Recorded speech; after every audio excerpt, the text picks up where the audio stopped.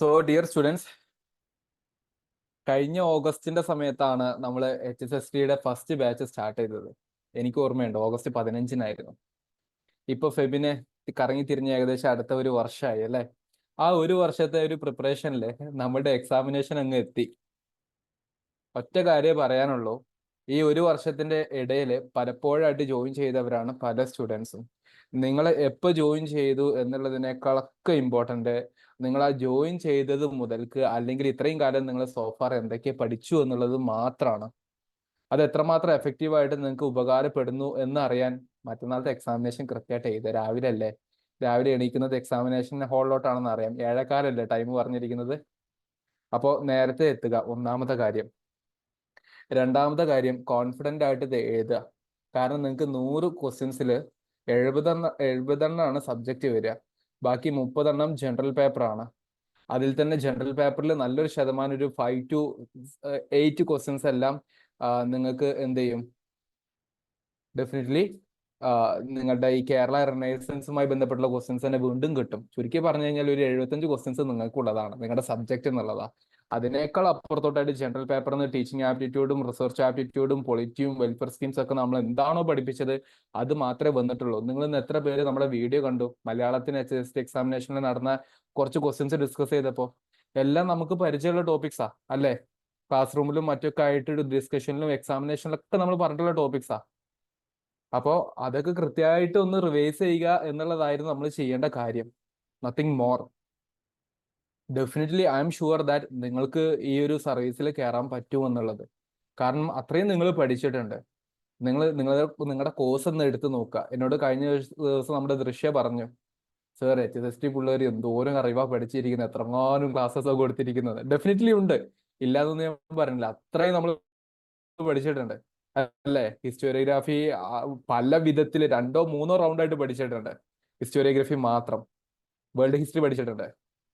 Indian history പല ഘട്ടത്തിൽ പല രീതിയിൽ പല മോഡിൽ പഠിച്ചിട്ടുണ്ട്. കേരള ഹിസ്റ്ററിയും പഠിച്ചിട്ടുണ്ട്. നിങ്ങൾ സത്യം പറഞ്ഞാൽ പഠിക്കാനൊന്നും ബാക്കിയില്ല. നിങ്ങൾ ഓൾറെഡി അറിയാവുന്ന ടോപ്പിക്സ്. എന്നിരുന്നാൽ പോലും പലപ്പോഴും നിങ്ങളുടെ മനസ്സിൽ ഒരു കൺഫ്യൂഷൻ ഉണ്ടാവും, സർ ചില ടോപ്പിക് ഞാൻ ഇപ്പോഴും പഠിച്ചിട്ടില്ല എന്നുള്ളത്. നിങ്ങൾ ആ കൺഫ്യൂഷനൊക്കെ അങ്ങ് മാറ്റി വെച്ചേക്ക്. നിങ്ങൾ പഠിച്ചു വെച്ചിട്ട് പോയി എഴുതിക്കോ. ഡെഫിനറ്റ്ലി നിങ്ങൾക്ക് ആൻസർ ചെയ്യാൻ പറ്റും. നിങ്ങൾ ഒരൊറ്റ കാര്യമാണ് അവിടെ ശ്രദ്ധിക്കേണ്ടത്. ക്വസ്റ്റ്യൻസ് വായിക്കുമ്പോൾ എടുത്തു ചാടി ആൻസറിലോട്ട് വരണ്ട. ട്രാപ്പ് ഉണ്ടാകും. ഇന്ന് ഞാൻ ക്വസ്റ്റ്യൻ പേപ്പർ ഡിസ്കസ് ചെയ്ത സമയത്ത് കണ്ടു, 2 ക്വസ്റ്റ്യൻസിൽ മണ്ടത്തരം തെറ്റാണ് PSCയുടെ ഓപ്ഷൻസ് ഉള്ളത്. എന്ന പോലെ നിങ്ങളുടെ ക്വസ്റ്റ്യൻസിലും അത് കാണാൻ ചാൻസ് ഉണ്ട്. അപ്പൊ നിങ്ങൾ അവിടെ പോയിട്ട് വീണ്ടും ടെൻഷൻ ആകേണ്ട സിറ്റുവേഷൻ വേണ്ട. What you know that's your answer അല്ലേ? നിങ്ങൾക്ക് അറിയാവുന്നത് എന്തോ അതാണ് നിങ്ങളുടെ ആൻസർ. പക്ഷെ ആ ആൻസറിലോട്ട് എത്തുമ്പോൾ ശ്രദ്ധിക്കുക, എലിമിനേഷൻ മെത്തേഡ് പറ്റാവുന്നിടത്തൊക്കെ മാക്സിമം എലിമിനേറ്റ്. ഇതാകില്ലല്ലോ ഉറപ്പിക്കുക. ഓപ്ഷൻസ് കഴിച്ചിട്ട് ഇതെന്തായാലും ആകില്ല എന്നുള്ള, അങ്ങനെ ആകാത്ത ആദ്യം കണ്ടെത്തിയിട്ട് ആകാൻ സാധ്യതയുള്ള ബെസ്റ്റിനെ പിക്ക് ചെയ്യുക. Especially teaching aptitude, research aptitude മേഖലയിലെ ക്വസ്റ്റ്യൻസ് വരുമ്പോൾ. അപ്പോൾ എനിക്ക് ഒരൊറ്റ കാര്യം ഇന്നത്തെ സെഷനിൽ നിങ്ങൾ വിളിച്ചു കൂടിയിട്ട് പറയേണ്ടതുണ്ടായിരുന്നുള്ളൂ, ആഗ്രഹിച്ചിട്ടുണ്ടായിരുന്നുള്ളൂ. എന്താണ്? എക്സാമിനേഷനിൽ നിങ്ങൾ നേരത്തെ എത്തിച്ചേരുക, കോൺഫിഡൻ്റ് ആയിട്ട് ഇരിക്കുക, കുറച്ച് വെള്ളമൊക്കെ കുടിക്കുക. രാവിലെ ചിലപ്പം ഭക്ഷണം കഴിക്കാൻ പലർക്കും പറ്റിക്കോണമെന്നുണ്ടാവില്ല. എന്തെങ്കിലും ചെറിയ രീതിയിലുള്ള സ്നാക്സും കാര്യങ്ങളൊക്കെ കഴിക്കുക. ടെൻഷൻ അടിക്കൊന്നും വേണ്ട. You are all set, all prepared. ഇത്രയും കാലത്ത് നിങ്ങളുടെ എല്ലാ കാര്യങ്ങളും അതിലുണ്ട്. ഇൻ കേസ് നിങ്ങൾക്ക് അതിനിടയ്ക്ക് കുറെ കാലം സർ എനിക്ക് കഴിഞ്ഞ ഒരാഴ്ചയായിട്ട് പനി ആയിരുന്നെങ്കിൽ പോലും നോ വറീസ്. നിങ്ങൾ അങ്ങനത്തെ കാര്യങ്ങൾ ആലോചിച്ച് ടെൻഷൻ അടിക്കേണ്ട. എന്താണോ മറ്റന്നാൾ നിങ്ങൾ എക്സാമിനേഷനിൽ എഴുതാൻ പോകുന്നത്, അല്ലെങ്കിൽ നിങ്ങൾ എങ്ങനെ എത്രമാത്രം പ്ലസന്റ് ആയിട്ട് കൂളായിട്ട് അപ്രോച്ച് ചെയ്യുന്നു, ഡെഫിനറ്റ്ലി നിങ്ങൾക്ക് പറ്റും. കഴിഞ്ഞ കൊല്ലം HSST-യുടെ VHSC-യുടെ ഒരു എക്സാമിനേഷൻ ഉണ്ടായിരുന്നു, ഓർമ്മയുണ്ടോ? നമ്മൾ അതിന്റെ ഒരു ക്രാഷ് നടത്തിയിട്ട് അതിൽ നിന്ന് 33 ക്വസ്റ്റ്യൻസ് നമ്മൾ പഠിപ്പിച്ചത് വെച്ചിട്ട് വന്നിട്ടുണ്ടായിരുന്നു. അന്ന് അത് ഏതൊക്കെയാന്നുള്ളതിന്റെ ഒരു ഡിസ്ക്രിപ്ഷൻ നമ്മുടെ ഗ്രൂപ്പുകളിലൂടെ നമ്മളൊന്ന് ഷെയർ ചെയ്തിട്ടുണ്ടായിരുന്നു. എന്നതുപോലെ ഇപ്രാവശ്യം നിങ്ങൾക്ക് ഏകദേശം എല്ലാ ഏരിയാസിനും നമ്മൾ പഠിപ്പിച്ചു കഴിഞ്ഞതാണ്. ഇനി നിങ്ങൾ ചെയ്യേണ്ടതാണ്, അയ്യോ ഇനി ഇത് വന്നിട്ടില്ലെങ്കിൽ നമുക്ക് മോശമല്ലേ, അങ്ങനെ ഒന്നും ചിന്തിക്കേണ്ട. ചിലപ്പോൾ നമ്മളത് ശരിയാവും, ചിലപ്പോൾ നമ്മളത് തെറ്റും. ഇതൊക്കെ സ്വാഭാവികമായിട്ടുള്ള കാര്യങ്ങളാണ്. അപ്പൊ നിങ്ങൾ ഇങ്ങനത്തെ കാര്യത്തിലൊന്നും ടെൻഷൻ അടിക്കാതെ വളരെ സിമ്പിളായിട്ട് എക്സാമിനേഷൻ ഹാളിലോട്ട് പോകും. നാളെ നിങ്ങൾ എന്ത് ചെയ്യണം എന്നുള്ളതിനെ കുറിച്ച് നിങ്ങൾക്ക് ചിലപ്പോൾ കൺഫ്യൂഷൻ ഉണ്ടാവും. നിങ്ങൾക്ക് എന്തും ചെയ്യാം, പക്ഷെ ഒന്ന് മാത്രം ചെയ്യരുത്. എന്ത്? പുതുതായിട്ട് ഏതെങ്കിലും കോണ്ടന്റ് എടുത്ത് വായിക്കാൻ നിൽക്കരുത്. നിങ്ങൾക്ക് ചെയ്യാൻ പറ്റാവുന്നത്, ഇപ്പോൾ ക്ലാസ്സുകൾ ഒന്നുകൂടെ കേൾക്കണം എന്ന് ആഗ്രഹിക്കുന്ന ആൾക്കാരാണെങ്കിൽ യൂട്യൂബിൽ നമ്മുടെ HST-യുടെ പ്ലേലിസ്റ്റ് ഉണ്ടല്ലോ, ഒരു 20+ വീഡിയോസ് അതിൽ കിടപ്പുണ്ട്, വേൾഡ് ഹിസ്റ്ററിയും ഹിസ്റ്റോറിയോഗ്രഫി ഒക്കെ ആയിട്ടുള്ള. അത് നിങ്ങൾ ഓൾറെഡി കണ്ടിട്ടുള്ളവരാണ്, കാണാൻ വേണ്ടി ഗ്രൂപ്പിൽ ഇങ്ങനെ ഇട്ട് തരുന്ന വീഡിയോസ് അല്ലേ.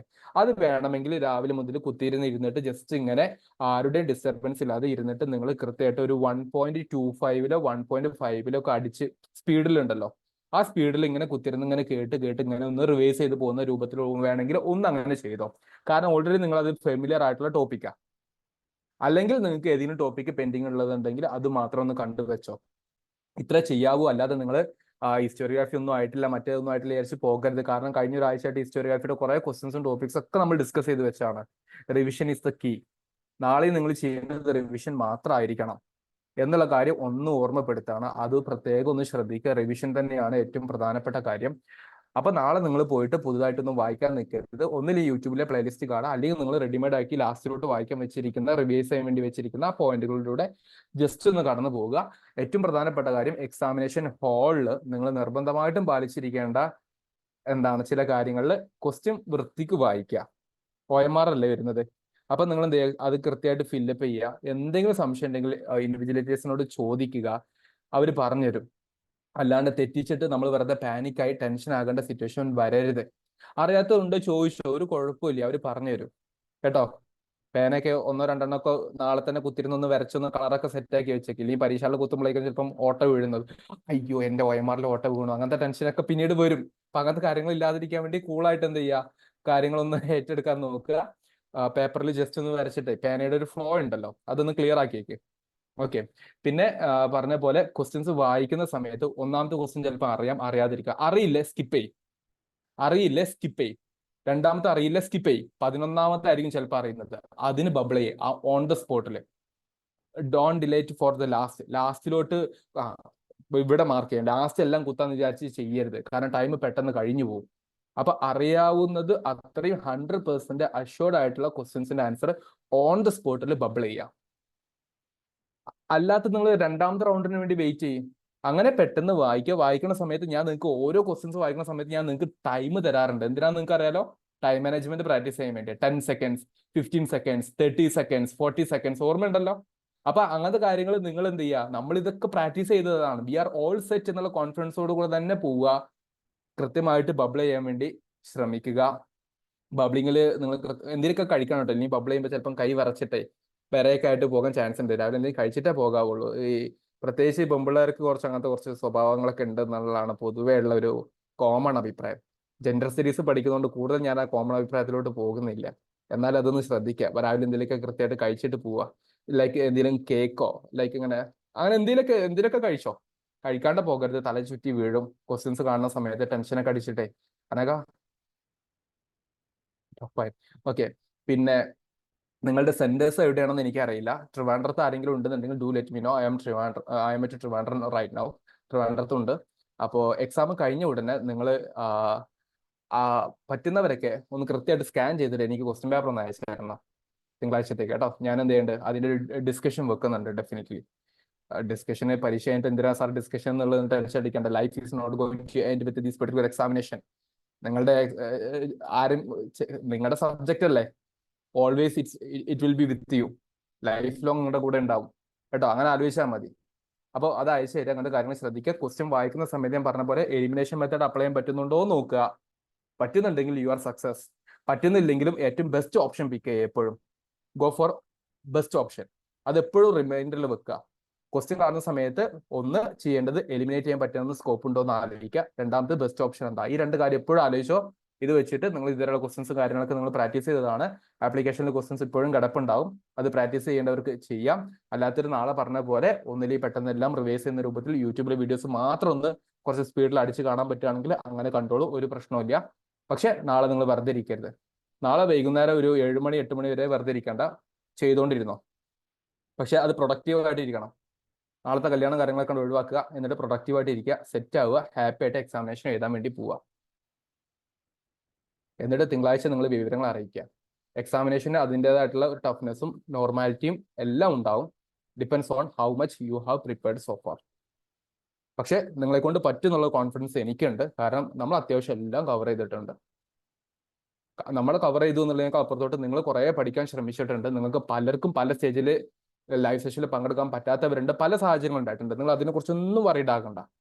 നിങ്ങൾ കോൺഫിഡൻ്റ് ആയിട്ട് എക്സാമിനേഷന് പോവുക. നാളെ പറ്റുമെങ്കിൽ കുറച്ച് റിവൈസ് ചെയ്യാൻ വേണ്ടി ശ്രമിക്കുക. റിവിഷൻ, അത് ഞാൻ ഒരു one of the good source പറഞ്ഞത് യൂട്യൂബിൽ ഏറ്റവും പ്രധാനപ്പെട്ട കുറച്ച് ടോപ്പിക്സ് ഡിസ്കസ് ചെയ്തുകൊണ്ടാണ്. അപ്പൊ അത് പറ്റുകയാണെങ്കിൽ ജസ്റ്റ് ഇങ്ങനെ അടിച്ചുവിടുക എന്ന് പറഞ്ഞാൽ ഒരു 1.25 1.5 സ്പീഡിൽ വെച്ചിട്ട് ഇങ്ങനെ കണ്ട് പെട്ടെന്ന് തീർക്കുക. 1 മണിക്കൂറിന്റെ വീഡിയോ ഒക്കെ അരമണിക്കൂർ കൊണ്ട് കണ്ടു തീർക്കാൻ പറ്റുമോ നോക്കുക. എന്നിട്ട് അങ്ങനെ ലേണിംഗ് പ്രോസസ്സ് ഇമ്പ്രൂവ്മെന്റ് കൊണ്ടുവരിക. ജനറൽ പേപ്പറും കൃത്യമായിട്ട് വായിച്ച് ആൻസർ ചെയ്യുക. ജനറൽ പേപ്പർ ഡെഫിനറ്റ്ലി 30 ക്വസ്റ്റ്യൻ ഉണ്ടെങ്കിൽ 20 നിങ്ങൾക്ക് എന്തായാലും ആൻസർ ചെയ്യാൻ പറ്റും. 25 ചെയ്യാൻ പറ്റുന്ന കഴിവ് നമ്മൾ ഉണ്ടാക്കി തന്നിട്ടുണ്ട്. ബാക്കി നിങ്ങളൊന്ന് നോക്കിയാൽ മതി. ഇന്ന് അപ്ലോഡ് ചെയ്ത വീഡിയോ കാണാത്തവരുണ്ട്, ഡെഫിനറ്റ്ലി നോക്കണം. കാരണം അതിൽ കുറച്ച് കറണ്ട് അഫയേഴ്സിന്റെ ടോപ്പിക് ഒക്കെ ആഡ് ചെയ്തിട്ടുണ്ടായിരുന്നു. ഇങ്ങനെ ഹാപ്പി ആയിട്ട് എക്സാമിനേഷനിൽ പോകുന്നു, കൃത്യമായിട്ട് പരീക്ഷ എഴുതുന്നു. പക്ഷെ ഒരു പക്ഷെ പരീക്ഷ ടഫ് ആയേക്കാം. അപ്പൊ എല്ലാവർക്കും ടഫ് ആണെന്ന് വിചാരിക്കുക. ഈസി ആണെങ്കിൽ അയ്യോ എനിക്ക് മാത്രമാണോ ഈസി എന്ന് ആലോചിച്ച് കൺഫ്യൂഷൻ ആവുന്നു വേണ്ട, എല്ലാവർക്കും ഈസി ആയിരിക്കും കേട്ടോ. അപ്പൊ നിങ്ങൾ ചെയ്യേണ്ടത് വളരെ കൃത്യതയോടെ എക്സാമിനേഷൻ അറ്റൻഡ് ചെയ്യുക, നെഗറ്റീവ്സ് മാക്സിമം ഒഴിവാക്കുക. അതുകൊണ്ടാണ് റൗണ്ട് 1 റൗണ്ട് 2 ആയിട്ട് എഴുതാൻ വേണ്ടി പറയുന്നത്. ഒന്നാമത്തെ റൗണ്ടിൽ കൃത്യമായിട്ട് അറിയുന്നത് മാത്രം ബബിൾ ചെയ്ത് ടൈം വെച്ചിട്ട് തന്നെ കാര്യങ്ങൾ നോക്കി മുന്നോട്ട് പോവുക. രണ്ടാമത്തെ റൗണ്ടിൽ നിങ്ങൾ എന്ത് ചെയ്യുക, ഏകദേശം ഇത് ശരിയാക്കാൻ സാധ്യത ഉണ്ട് അങ്ങനെയൊക്കെ തോന്നുന്നത് എഴുതി പോയാൽ, ഒട്ടും കിട്ടുന്നില്ലെങ്കിൽ സ്കിപ്പ് ചെയ്തേക്ക്, വെറുതെ നെഗറ്റീവ് അടിക്കണ്ട. ഓക്കെ, അപ്പോൾ all the best, all the very best wishes. ഒരു വർഷത്തെ അധ്വാനമാണ്, പ്രിപ്പറേഷൻ ആണ് വിത്ത് ക്രിസ്റ്റൽ ടീമിന്റെ എല്ലാവരുടെയും ഭാഗത്ത് നിന്നുള്ള ഒരു വലിയൊരു വിഷസ് നിങ്ങളെ ഇപ്പോൾ അറിയിക്കുകയാണ് കേട്ടോ. അപ്പോൾ all the best guys, do well. Definitely നിങ്ങൾക്ക് പറ്റും, എനിക്ക് ഉറപ്പാണ് നിങ്ങളെ കൊണ്ട് ചെയ്യാൻ പറ്റും എന്നുള്ളത്. നിങ്ങൾ അത് തെളിയിച്ചു തന്നാൽ മതി. ഓക്കെ, ഇത്രയാണ് എനിക്ക് പറയാനുള്ളത്.